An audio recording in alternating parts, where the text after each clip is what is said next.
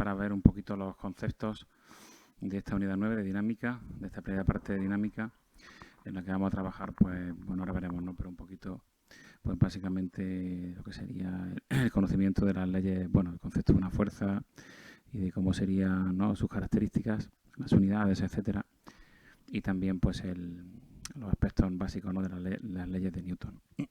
Bueno, vamos a hablar un poquito de los conceptos, como digo. Aquí aparecen.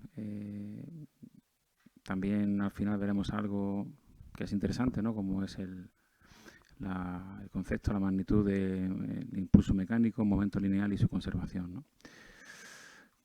Bien, en cuanto a lo que serían las fuerzas, pues como ya se ha trabajado en otros cursos, me voy a limitar a revisar un poco por encima estas cuestiones, ¿no? Ya sabéis que la dinámica es una parte, ¿no?, del bloque, un bloque dentro de la física, ¿no?, como hay otros, como cinemática, óptica, electricidad, etcétera. Este en concreto, pues, estudia el movimiento de los cuerpos, ¿no? Pero se pregunta, no como la cinemática vista previamente, en cuanto a conocer el resultado, ¿no?, es decir, las velocidades obtenidas, las distancias recorridas, sino que el bloque de dinámica se pregunta más bien el origen, ¿no?, las causas, el por qué se producen esos movimientos y bueno, y cómo sería, cómo entender o analizar ese origen, ¿no?, del movimiento. En definitiva, lo que son las fuerzas, ¿no?, que son pues eso, ¿no?, el origen de cualquier movimiento, ¿no? Las fuerzas, pues ya sabemos de otros cursos, ¿no?, que producen básicamente dos efectos, que serían el cambiar el estado de movimiento, ya sea reposo o movimiento rectilíneo uniforme de un cuerpo, o una deformación en él. Siempre está ejercida por alguna persona o algún objeto, ¿no? Es decir, que hay, digamos, un agente que produce la fuerza y hay otro objeto que recibe esa fuerza, ¿no? Estas se dan por parejas, como veremos más adelante, pero básicamente ahora puedes decir que son interacciones, ¿no?, que producen uno o a veces los dos efectos que hemos dicho. Sí que ya en este curso es bastante necesario que tengáis claro que es una magnitud vectorial, por supuesto, ya lo sabéis, pero cuáles son las características que las definen a las fuerzas, ¿no? El módulo, que sería el valor que tendría, ¿no?, pues 5 newtons, por ejemplo. La dirección, que sería la línea recta indefinida que contiene esa vectora, esa fuerza. En el ejemplo que estamos viendo, pues sería la línea recta indefinida horizontal, ¿no?, que estaría justo pasando por encima de esa flecha que se ha dibujado. El sentido de los dos posibles, pues sería el que estamos tomando en esa recta indefinida, en este caso ese sentido, digamos, del semieje positivo del eje X, o hacia la derecha o hacia el este. Y el punto de aplicación sería el punto donde se está haciendo la fuerza, en este punto concreto, porque esa fuerza con ese mismo módulo, dirección y sentido, se podría aplicar en otro punto distinto de la caja. Y podría tener efectos, de hecho los tendría, ¿no? Efectos, digamos, de giros o rotaciones. Bueno, esto es un poco de repaso que ya debería quedar claro de cuarto de la ESO. Bien, la unidad para manejarnos o utilizar la fuerza es el sistema internacional, en la que debemos expresar, aunque hay muchas, ¿vale?, pero la que debemos utilizar es el Newton. El Newton, recuerdo que era 1 kilogramo por 1 metro segundo cuadrado, ¿no? Es decir, la fuerza necesaria para poder acelerar en un valor de 1 metro segundo cuadrado una masa de 1 kilogramo. Y el instrumento de medida habitual que utilizamos para esto, pues es el dinamómetro, ¿no?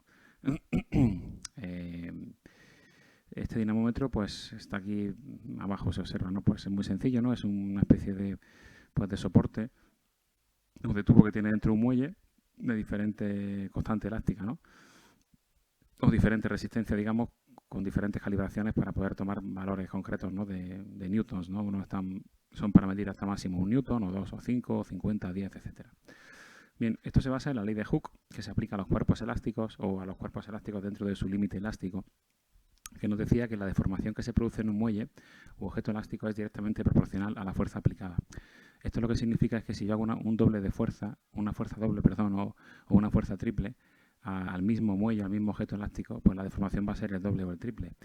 Es decir, que si me dicen que un muelle se estira 5 centímetros al aplicar una fuerza de 5 newtons, ¿cuál será la fuerza que habrá que hacer para que sea el doble? Pues el doble, es decir, ahí no... Como que si entiendo la parte teórica, pues sé responder, ¿no? A doble, doble, a triple, triple, mitad, mitad. Funciona un poco así, siempre que hablemos del mismo objeto elástico, evidentemente, y dentro de su límite elástico. Porque los objetos también tienen un límite elástico en el que esto se cumple y después una zona en la que ya, pues, queda deformado y no funciona adecuadamente, ¿no? Hay diferentes animaciones, por aquí podéis pulsar y verlo más despacio en diferentes lugares, como sabéis, ¿no? El Walter Fend, FED, Educa Plus, como este que se ve, donde se puede jugar un poquito con diferentes opciones perdón, de pesos, ¿no? Que en definitiva pesos aquí o masas sujetas y que la Tierra los atraiga, pues son en definitiva fuerzas que se realizan para ver cómo se elonga ese muelle o qué distancia realmente, a qué distancia se llegan. Esta pequeña ecuación, pues digamos que nos permite, digamos, establecer una aplicación práctica en ejercicios concretos, ¿no? Y quiero resaltar que aunque no se ha indicado aquí, sí que se hace en segundo de bachillerato en física, digamos que se ha puesto el módulo, ¿verdad? Porque esta fuerza siempre es una fuerza recuperadora. Es decir, que es una fuerza que siempre actúa en sentido opuesto, en la misma dirección, digamos, pero sentido opuesto, ¿no? Es decir, que en segundo bachillerato ya en física, pues sí que se trabaja esto un poco más y un poco pues se ve, ¿no? el efecto que producen sobre los objetos cuando se estiran y tienden a recuperar, ¿no? la fuerza ejercida. Pero bueno, simplemente aquí nos estamos refiriendo al módulo, al valor numérico de la fuerza que estamos aplicando y digamos, de la elongación que se produciría, ¿no? Este delta X también recuerdo que era la diferencia de la longitud del muelle en su situación final, es decir, alargado o acortado, menos la longitud del muelle inicial. Por eso se dice que delta X es, pues eso, ¿no? Lo que se alarga o se acorta en metros, ¿no? En el sistema internacional, el muelle y la constante se vendría expresada en newton por metro, ¿no? Expresaría un poco la fortaleza o la capacidad de poder resistir deformaciones de ese muelle, ¿no? Bien, se plantean dos ejercicios para que resolváis. Como veis, el primero se refiere un poco a la ley de Hooke. Lo que dice es que se calcule la constante del resorte o muelle con la que se ha fabricado un dinamómetro, sabiendo lo que se ha alargado, 5,85 centímetros en este caso, y la fuerza que es de 1 newton. Bueno, pues evidentemente con la expresión que hemos dicho antes, si nos preguntan por esa... ¿no? Lo tenéis aquí, lo voy a recordar, fuerza es igual a la constante elástica por la elongación. Pues si nos preguntan en el ejercicio número 1 cuál sería la constante, pues tendríamos que despejarla y el resultado será dividir la fuerza, 1 newton, entre la elongación. Eso sí, pasándola a metros, no en centímetros. Ya tendría el resultado, que es este, si no hay ningún error. ¿Y cuánto se alargaría si se aplicara la fuerza a ese mismo objeto elástico de 0,4 newtons? Bueno, podemos usar una especie de regla de 3, ya sabéis que nunca con flechas, en forma de proporción o factor de conversión, se puede hacer sin problema, o volver a aplicar, un poco ya nos acostumbramos a este manejo de ecuaciones físicas, volver a aplicar la ecuación que hemos dicho antes, despejando en este caso la elongación, que sería el resultado de dividir la fuerza entre la constante elástica. La fuerza ahora es 0,4 newtons y la constante elástica, no os compliquéis, es la calculada previamente. Esa constante elástica es la misma para ese objeto si no cambio de objeto, de muelle o de objeto elástico, y si no supero ese valor, que se entiende que no se supera, porque ya sabéis que hemos llegado antes a 1 newton y ahora es menos, ¿no? Digamos el límite elástico. En el segundo caso se pide, bueno, pues por un lado la constante elástica de nuevo del muelle. Aquí he puesto la solución en blanco, no sé por qué. Bueno, total, si colgamos de un muelle un objeto de 1,5 kilogramos de masa, pues igualmente la constante se va a obtener como el cociente entre la fuerza y la elongación. La elongación es 1 centímetro, que la pasaría a metros, y la fuerza no es en la masa, ya sabéis que es el peso. Habría que hacer un cálculo previo de masa por gravedad, 1,5 por 9,8 para tener el peso. Y ya dividiría ese peso, que es la fuerza, que se aplica al muelle entre 1 centímetro pasado a metros, ¿no? Obviamente 0,01 metros. Y así obtengo el resultado de la constante elástica. Y ahora dice que si se cuelga otro objeto distinto y se alarga 3 centímetros, ¿cuál es la masa de ese objeto? Bueno, pues lo que busco es calcular la fuerza necesaria para provocar esta elongación. Directamente haría el producto de la constante elástica previamente calculada, ya que es la misma, por esta elongación pasada a metros, evidentemente 0,03 metros, y así obtendría la fuerza que habría que hacer a ese muelle. Esa fuerza es el peso, por tanto la masa se obtendría dividiendo ese peso calculado, esa fuerza que es el peso, entre la gravedad, que es 9,8 metros segundo cuadrado. Bien, ya sabemos, o recordamos del curso pasado, que cuando hay varias fuerzas que aplican o se aplican en un objeto concreto, pues se puede calcular la llamada fuerza resultante. La fuerza resultante sería algo así como, mirad este ejemplo, si yo hago 3 fuerzas diferentes con diferentes cantidades o módulos, direcciones y orientaciones o sentidos, pues la fuerza resultante sería algo así como si yo quitara estas tres fuerzas e hiciera una sola, única fuerza que produjera el mismo efecto que estas tres, ¿no? Bien, esto se ha comprobado físicamente o matemáticamente por el principio, digamos, de superposición. Se ha comprobado que la fuerza resultante se puede calcular a través de la suma, eso sí, vectorial, de todas las fuerzas del sistema. Aquí se representa, ¿no? El sumatorio de la fuerza individual. En este caso son 3, ¿no? 3 fuerzas. Sumarlas de modo vectorial significa utilizar vectores, como aquí se plantea, y sumarlos, o al menos separar por ejes y sumar fuerzas en el eje X por un lado y en el eje Y por otro. Como ya hemos manejado algo en cinemática los vectores, algo bastante, ¿verdad? Pues podemos aplicar los vectores en cada caso, ¿no? ¿Qué tenéis que hacer para resolverlo? Bueno, antes de calcular la fuerza resultante, evidentemente, ya que también nos lo pregunta, vamos a hacer, digamos, el cálculo de las fuerzas individuales, ¿no? Es decir, las componentes cartesianas de cada fuerza, y a expresar cada una de las fuerzas en sus dos componentes, ya que están en el plano, la componente del eje X, que utiliza el vector unitario versor Y, y la componente del eje Y o eje vertical, que utiliza el vector unitario versor J. Bien, pues la fuerza 1, como solo tiene componente horizontal, pues sería simplemente su valor, 80, con signo negativo, porque os recuerdo que va hacia el lado izquierdo o el eje, digamos, negativo del eje X. Por eso ponemos menos 80 por Y, de forma vectorial. La fuerza 2, ¿cómo se obtiene? ¿Cómo se han obtenido estas cantidades? Pues recordamos que aquí podemos aplicar Pitágoras, el teorema de Pitágoras, y entender que el coseno de este ángulo 37, pues era, digamos, el cateto, perdón, el cateto contiguo, que sería la componente X de la fuerza, o F sub 2X, entre la hipotenusa, que sería el valor de la fuerza completa.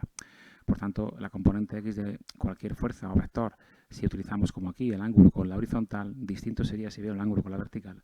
La componente X del vector, este número aquí obtenido, es el coseno del ángulo, 37 grados en este caso, por favor las calculadoras en modo grados, sexagesimales, el seno de este ángulo por 100 newtons, el valor de la fuerza, y el seno de este ángulo, 37 grados por el valor de la fuerza, me daría este lado, que sería el cateto opuesto, o lo que es el seno o la componente Y de la fuerza. Bien, así obtengo estos valores. Los signos, cuidado con los signos un poco, ¿no? Digamos que los signos tienen que ser ambos positivos, obviamente, ¿no? Bueno, te lo va a dar el valor del coseno o el seno, te lo va a dar ya directamente, ¿no? El signo correspondiente. En el caso de la fuerza 3, pues igual, haré el coseno de 45 para la componente X y el seno de 45 para la componente Y. Claro, cuando hacemos el seno de 45, ahora sí tenemos que tener cuidado porque, claro, aclaro un poco esto, ¿vale? El seno de 45 me va a dar un valor positivo, pero en cambio aquí hay que poner un valor negativo. Daros cuenta que la componente vertical de la fuerza 3 va hacia abajo. Lo puede hacer como lo estoy contando, puede hacer el seno de este ángulo y dar, que creo que es lo más sencillo, ¿no? Y darte cuenta pensando que esto va hacia abajo y debe ser negativo, por eso pongo aquí el signo menos. O también puedes, si quieres que te salga directamente, que puede pasar, ¿vale? Al hacer el coseno o el seno del ángulo, siempre tendrías que tomar ángulos que parten del semieje X positivo y medidos en sentido, digamos, antihorario. O sea, habría que hacer todo este ángulo desde aquí hasta aquí, o 360 menos 45, para que saliera así, pero no sé, quizá te parezca más raro, es posible hacer eso de la diferencia de 360. Bueno, razónalo un poco, no sé, es sencillo, creo así, coseno componente X, seno componente Y, siempre multiplicado por el valor de las fuerzas de su módulo, y luego razona los signos, aquí ambos son positivos, aquí es positivo la parte del eje X, pero negativo porque va hacia abajo la parte del eje Y. Así obtengo las componentes de los vectores, o los vectores expresados F1, F2 y F3 en sus componentes cartesianas o en forma de vectorial. Y para obtener la resultante simplemente sumo o diferencio según los signos componente a componente, es decir, como F1 tiene componente Y, pues menos 80 más 79,863 más 35, o sea, sumo todas las componentes del vector Y por un lado, sumo o resto, ¿no? Con el signo correspondiente, y todas las componentes, en el caso de la fuerza F1 no habría, de la componente del vector del eje Y, ¿no? La componente vertical por otro lado. Y así obtengo el valor de la fuerza resultante, que si quisiéramos saber, aunque no se ha indicado cuál es su valor de módulo, haríamos la raíz cuadrada, ¿verdad?, de la suma de los cuadrados de cada componente, de las dos que tenemos. Bien, es un poco la idea, ¿no? Ya sé que en cuarto explicábamos cuando van en el mismo sentido, en diferente sentido, se suman, se restan, si son perpendiculares, Pitágoras, bien, todo eso. Pero bueno, es conveniente darse cuenta, y por eso lo pedimos también aquí, cómo se pueden descomponer para transformar el valor de una fuerza en módulo con el ángulo dado, ¿no?, en las componentes cartesianas. Mucho cuidado, porque si el ángulo que se da es con la vertical, ¿vale? Si se hubiera dado, digamos, el ángulo, vamos a decir, complementario a los que se han indicado, sería justo al revés. El coseno me daría la componente vertical y el seno la horizontal. Por eso, bueno, lo puedes aprender, pero es bueno dibujar el ángulo y ver un poquito, recordando, repito, ¿no?, que el coseno era el cateto contiguo y el seno el opuesto entre la hipotenusa, que efectivamente lo que estoy buscando es lo que lo hago de modo coherente, ¿no? Bien, esto debería de no resultar muy complicado. Se hicieron cosas en cuarto, ¿no? Bueno, esta diapositiva, digamos, que aparece para introducir un poquito más de conocimiento en tipos de fuerzas, ¿no? Es verdad que hemos hablado ya en cursos precedentes sobre fuerzas, no sé, en diferentes clasificaciones. Por ejemplo, fuerza a distancia y contacto, por un lado. en función de que se necesite que haya un contacto o no entre los objetos implicados. O hemos hablado también de fuerzas, por ejemplo, que tienen lugar clasificadas como fuerzas de tipo gravitatorio o electromagnético o nuclear, en función de la interacción, digamos. Pero en este año se amplía un poquito más y aunque, bueno, no se pretende que se conozca especialmente todo, porque sobre todo estas fuerzas de interacción nuclear débil y fuerte, bueno, se trabaja más en segundo bachillerato en física y por supuesto los que quieran hacer algún grado relacionado con, obviamente, ¿no?, con física de partículas o este tipo de cosas. Pero bueno, ya me parecía interesante introducirlo, ¿no? Es decir, que ampliamos el concepto en el que nos quedábamos en cursos precedentes de la interacción gravitatoria o electromagnética o nuclear y ya hablamos de dos tipos de interacciones nucleares, débiles o fuertes, ¿no? Bueno, empezaré por lo más conocido, creo, la interacción gravitatoria. Pues bueno, ya sabéis que es una atracción que se da entre dos masas cualesquiera, ¿eh? Es un poco extraño, porque hay gente que le sorprende que una persona esté, y lo está haciendo, una persona esté atrayendo a la Tierra, o a la Luna, o al Sol, no sé, ¿no? Lo hacemos. Otra cosa son las consecuencias que puede tener, obviamente. Pero bueno, es una fuerza de un valor que cuando se calcula a través de la ley de gravitación universal, por el valor tan minúsculo o pequeño que tiene la constante universal G mayúscula, ¿no?, de la constante de gravitación universal, pues es una fuerza que tiene un valor débil comparada con las otras, ¿no? Puede ser muy intensa, ¿vale?, pero comparada con las otras interacciones, ¿no? Es de alcance ilimitado, claro. Y bueno, pues dice la responsable de la estructura general del universo. Bueno, de acuerdo.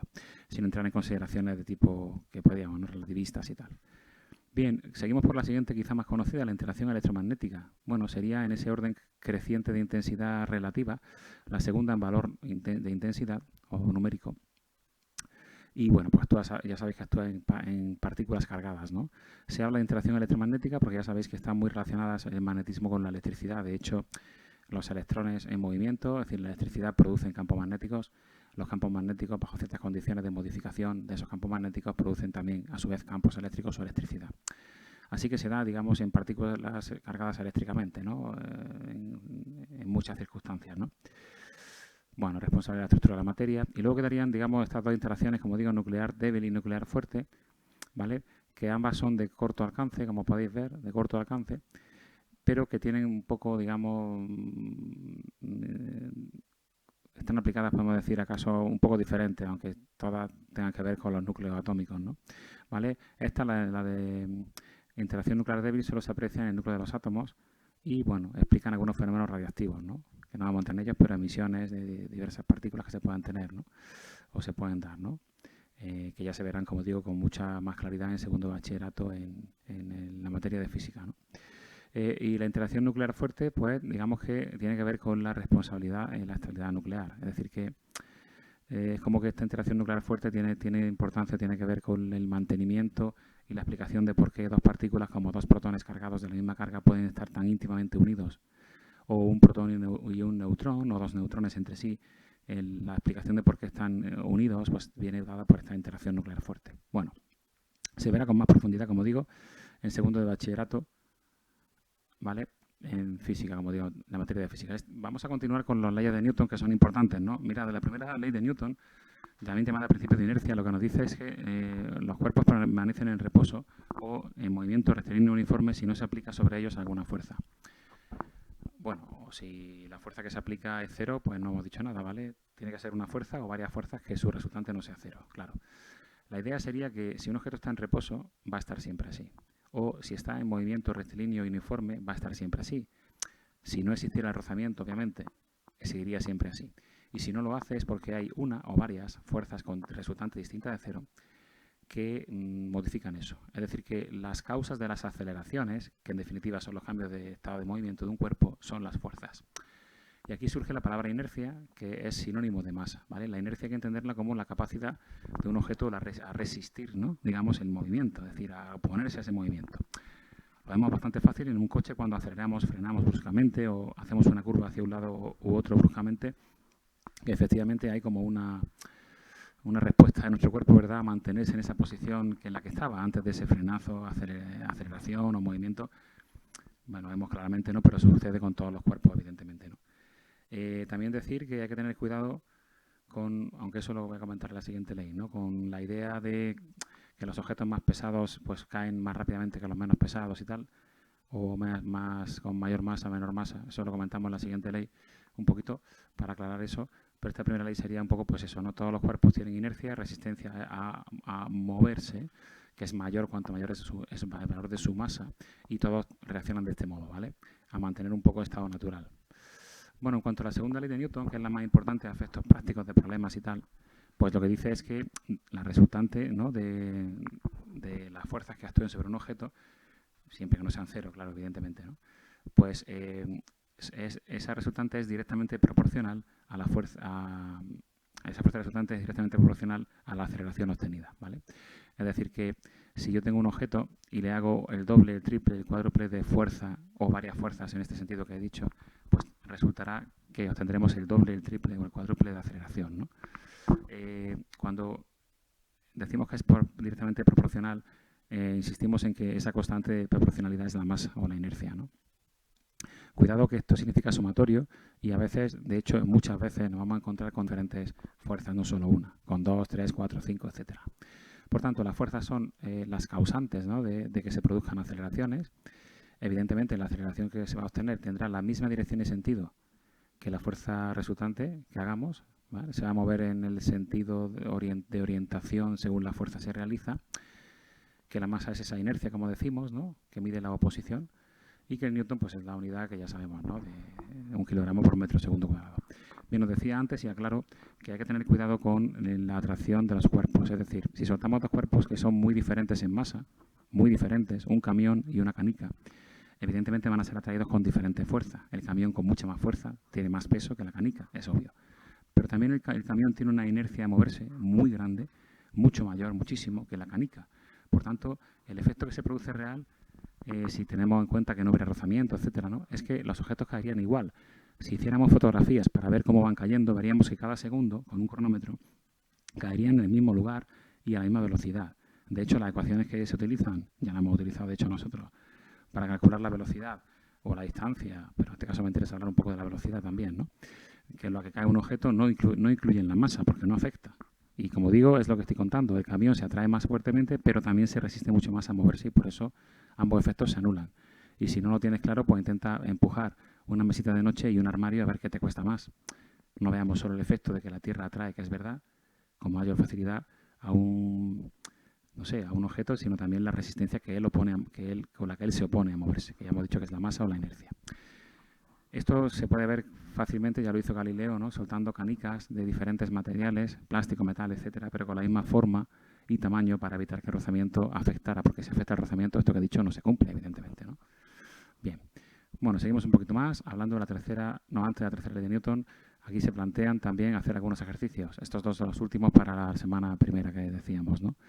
Se pide que se calcule la aceleración de frenado de un camión que se desplaza por una carretera horizontal. Bueno, pues para saber la aceleración habrá que aplicar la segunda ley de Newton, ¿no?, que la sumatoria o fuerza resultante es la masa por la aceleración. En el caso que nos dicen, como no plantean ninguna fuerza de rozamiento, aunque siempre exista, pero no se plantea, no se tiene en cuenta, pues solamente hay una fuerza a considerar.